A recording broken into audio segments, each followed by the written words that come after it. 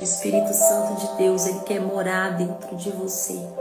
Ele mora em nós. E que privilégio ter o Deus vivo morando dentro de nós.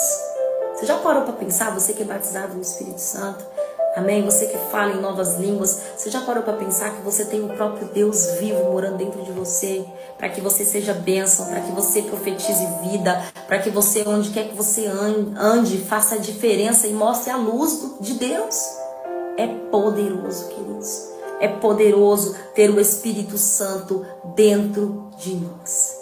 Sabe, esse tempo o Senhor vai tomar pessoas com ousadia. Esse tempo é tempo de cura, é tempo de sinais, é tempo de maravilhas. E o Senhor está levantando os seus ministros do Espírito Santo, aqueles que creem na sua palavra. Que palavra é essa, Stephanie? Vamos para essa.